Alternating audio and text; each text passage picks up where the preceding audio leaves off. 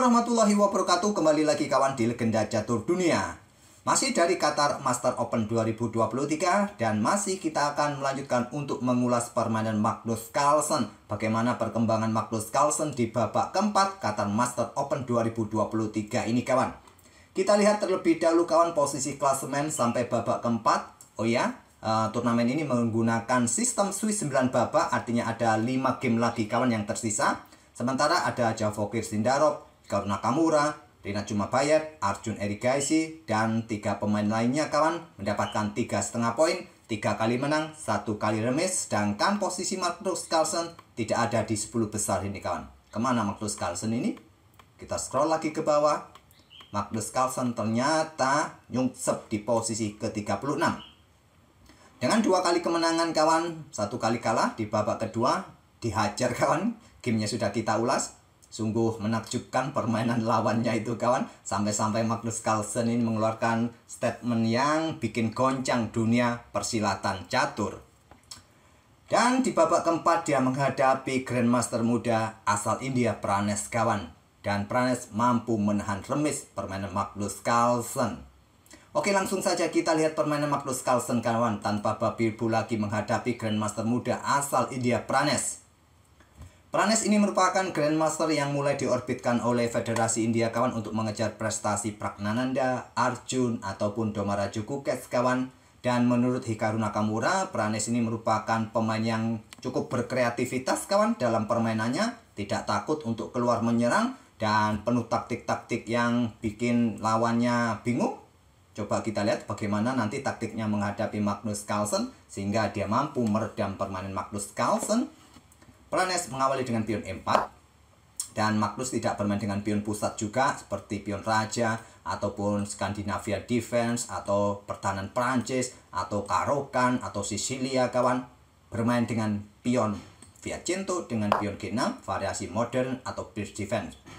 Tentu saja kalau kita bermain dengan pion sisi ini kawan, baik di lajur G, lajur B, lajur H, lajur A, pokoknya pion sisi, artinya kita menyerahkan kontrol petak pusat bagi lawan kawan. Yaitu lawan bisa menggunakan pion-pion pusatnya untuk mendapatkan kontrol di baris kelima ataupun di baris keempat. Tentu saja pion D4 cukup prinsipal untuk menghadapi pion sisi atau pion sayap. Pion D6 lanjut Magnus, kita temui permainan modern defense kawan dan pion C6. Nah, kita masuk ke permainan modern defense variasi red atau red defense atau pertahanan tikus. Tujuan dengan pion C6 ini ya untuk kontrol petak-petak ini di baris kelima dari pion-pion putih yang juga menguasai di baris kelima ini kawan. Dan juga untuk mempersiapkan pion-pionnya sisi menteri untuk menyerang di sisi menteri dengan badai pion. Karena dalam permainan seperti ini ada indikasi juga bahwa putih akan mendahulukan kosongkan ruang sisi menteri agar raja bisa rokade panjang dan persiapan kawan serangan badai pion sisi kanan. Kita sudah jelas melihat persiapan Magnus Carlsen di sisi kiri dan di sini putih juga persiapan di sisi kanan. Tapi terlebih dahulu gajah E3 untuk cepat kosongkan ruang di sisi kiri agar bisa rokade panjang mungkin. Kuda F6 dan Stockfish menyarankan pion H3 untuk kontrol petak G4 agar gajah ini tidak diganggu oleh kuda saat menterinya bergabung dengan gajah di diagonal ini. Rokade panjang, pion-pion siap didorong. Tapi dengan pion F3 ini malah lebih jelas kawan. Tujuan dari putih, persiapan pion G4, pion H4, pion H5 kawan. Magnus Carlsen juga tidak mau kalah dengan pion B5 langsung. Pion G4. Dan di sini pion langsung bisa didorong kawan setelah kuda mundur dan diikuti dengan pion H5. Carlsen dengan pion H5 terlebih dahulu. Pion G5, kuda mundur kawan. Dan pion ini sudah mendapatkan ruang. Pion F4, kemudian kuda manuver ke petak B6 lanjut Magnus. Kuda F3 melanjutkan pengembangan sebelum menteri naik kawan. Dan di sini pion B4 terlebih dahulu, kuda mundur ke E2 dan Carlsen dorong pion lagi, pion D5. Apa tujuannya kawan menantang pertukaran pion semacam ini? Ya kalau diterima, diambil balik oleh kuda, kuda mendapatkan posisi yang bagus. Tidak ada lagi gangguan dari pion C ini kawan ya, diambil menggunakan empasen. Tidak ada lagi gangguan di lajur E dengan pion ini kawan. Ataupun di posisi ini tadi tidak diambil menggunakan kuda, diambil menggunakan menteri juga bisa. Memang ini sedikit lebih kuat ketimbang diambil menggunakan kuda. Ataupun jika di sini pion ini didorong maju kawan, maka ada ruang di peta F5 yang cukup kuat kawan, tidak memungkinkan lagi pion ini didorong lagi oleh putih di lajur F. Itulah yang dilakukan oleh Pranes, dorong pion E5. Kemudian gajah G4 lanjut Magnus, tekan kuda di sini kawan. Ada gajah G2 untuk backup kuda F3. Magnus sekarang dorong pion E6. Dengan membentuk struktur seperti ini kawan, ini memungkinkan rajanya akan sangat nyaman, akan aman di sisi kanan atau rokade pendek yang sulit lagi ditembus di lajur F, apalagi di lajur H ini. Kalau pion nanti didorong di sini ya permainan malah tertutup.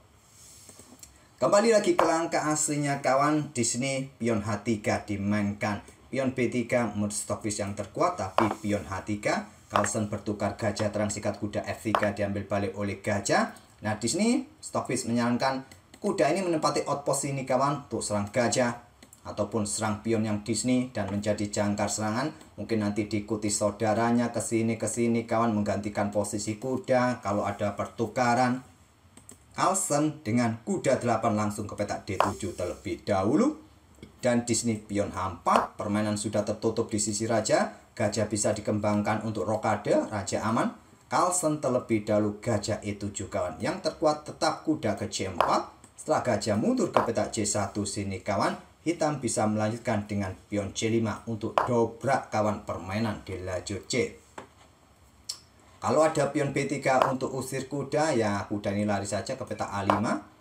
Oke, kembali lagi ke langkah aslinya. Carlsen gajah E7 terlebih dahulu. Ini langkah masih logis kawan, tak perlu dipertanyakan. Ada tanda X merah, persiapan rokade di sini. Kemudian rokade pendek, tapi Carlsen tidak terburu-buru rokade. Pion C5 masih bagus untuk dimainkan. Benteng C8 terlebih dahulu untuk dukungan lebih bagi pion C-nya. Pion C3 lanjut Pranes, tantangan ditolak dengan langkah kuda C4 serang gajah serang pion. Gajah mundur ke C1 lindungi pion kawan. Baru sekarang pion B pukul pion C3, pion B ambil balik pion C3. Tidak ada gangguan lagi kawan bagi kuda hitam, tidak ada pion di lajur B dan di lajur D. Dan Carlsen geser benteng untuk kuasai lajur B sekarang. Ingin menusuk di baris kedua kawan, tapi masih cukup kuat dengan keberadaan gajah gelap ini. Raja bergeser ke H1 lanjut Pranes. Menteri keluar ke petak A5 tekan pion yang di sini untuk dukungan mungkin bagi gajah menantang pertukaran kawan agar ruang-ruang gelap ini bisa diisi oleh benteng nanti. Di sini pilihan terkuatnya adalah pion A4 kawan agar gajah ini tidak bisa lagi menusuk ke sini. Tapi memilih dengan langkah menteri bergerak ke D3, akhirnya gajah A3 lanjut Magnus dipertahankan ke E3 kawan, dan di sini kawan kuda ke B2 ya mondar-mandir atau bisa diisi dengan benteng B2, tapi masalahnya ada ancaman nanti dengan gajah C1 kawan. Oleh karena itu di sini Carlsen langsung sikat gajah agar ruang-ruang gelap nanti bisa diisi, terutama baris kedua ini kawan. Tapi Stockfish tidak menyukainya. Kemudian menteri ambil balik kuda E3 dan di sini tidak lagi bermain dengan benteng kawan, kemungkinan akan digeser benteng AB1 untuk menetralisir kekuatan benteng hitam yang ingin menusuk ke baris kedua. Kuda B6 terlebih dahulu lanjut Carlsen. Tadi raja bergerak ke D8, kemudian ke sini kawan. Yang terkuat menurut Stockfish ada benteng B1. Raja naik ke D7, koneksikan dua benteng agar kuda bisa bergerak lagi kawan. Kemudian pion F5, langkah ciamik dari Pranes kawan, mulai mendobrak lajur F, korbankan pion, kosongkan ruang bagi kuda untuk mencoba menekan pion-pion ini nanti ke depan. Carlsen menerima, ambil menggunakan pion E. Kenapa tidak menggunakan pion G saja kawan? Pion ini nanti juga dalam tekanan kawan. Menggunakan pion E, Magnus Carlsen ambil. Pion dorong, korban lagi kawan. Diambil, kemudian ada kuda menekan dua pion ini sekarang bersama menteri. Dan Carlsen geser benteng H E8, jaga pion. Dan di sini masih bisa pion ini diambil oleh kuda. Tapi terlebih dahulu gajah E2 kawan, tidak memberikan kesempatan Carlsen juga menempatkan kudanya di petak C4. Gajah mundur ke D6, coba ingin sikat kuda. Kuda langsung ambil pion G6 sekarang. Carlsen kuda C4 langsung disikat oleh Pranes, tak mau macam-macam dengan kuda kawan. Kemudian Pranes melangkah kuda E5 skak menantang pertukaran dengan gajah. ditolak Carlsen memilih raja ke C7. Kalau diterima seperti ini masih tanda tanya siapa yang diuntungkan kawan. Tapi kalau melihat posisi pion putih yang bebas di lajur G ini cukup berbahaya. 3 tempo lagi bisa promosi. Masing-masing mempunyai kelemahan. Pion lemah di putih di sini kawan, ataupun juga di sini. Sedangkan pion hitam di sini lemah. Pion bertumpuk di lajur C ini juga lemah. Pion A7 lemah. Tapi di sini kita lihat bahwa Stockfish menilai hitam sedikit lebih baik kawan. Tapi masih tanda tanya. Siapa yang bisa memanfaatkannya? Karena kita lihat tadi kawan beberapa langkah bertanda kuning, bertanda merah juga kita lihat. Memilih raja bergeser ke peta C7, Magnus. Dan di sini kuda ke F7 untuk serang gajah. Terlebih dahulu menteri ke D5 skak, raja ke G1, dan pion F4. Ancam menteri kawan terlebih dahulu. Menteri mundur ke F2. Dan Carlsen bertukar benteng pukul benteng, menyerahkan lajur B sekarang dikuasai oleh Pranes kawan. Masih bisa juga nanti menantang pertukaran di lajur B. Benteng F8 serang kuda dan kuda dikorbankan, geser menteri ke B2 ancaman skakmat kawan. Di sini pion didorong maju untuk buka akses menteri. Kalau ambil kuda skakmatnya bisa begini. Menteri meluncur ke B8 skak. Raja bergeser dan benteng juga ikut meluncur. Tidak ada ruang lagi bagi raja. Kalian harus blokade dan silakan kalian eksekusi kawan. Mau dengan menteri, mau dengan benteng di sini kawan. Ya jelas dengan benteng ke sini pun juga bisa skakmat kawan. Pion C5 dari Magnus buka akses menterinya kawan, menjaga petak terang B7. Kuda akhirnya sikat gajah D6, diambil oleh raja. Kemudian menteri bergerak ke A3. Coba nanti pin pion ini kawan, ataupun ingin rebut pion yang di sini, dan Stockfish menyarankan benteng ke A8. Carlsen memilih menteri ke F5, mencoba menyerang benteng ataupun ingin melakukan counter attack, melakukan skak-skak yang berulang, ingin mengakhiri permainan remis. Rasanya bukan Magnus kalau menginginkan remis walaupun pegang hitam. Menteri A6 skak, raja D5, menteri B7 skak, raja mundur ke D6, dan pion dipukul pion C5 skak untuk membuka lajur D ini agar bentengnya juga ikut bermain di lajur D kawan. Diambil oleh menteri, temponya skak pada raja di G1. Raja bergeser ke F1 lanjut Pranes. Dan menteri ke D5 balas Magnus menantang pertukaran atau ingin mengejar raja putih ini kawan nantinya. Dan tantangan ditolak, menteri B4 skak.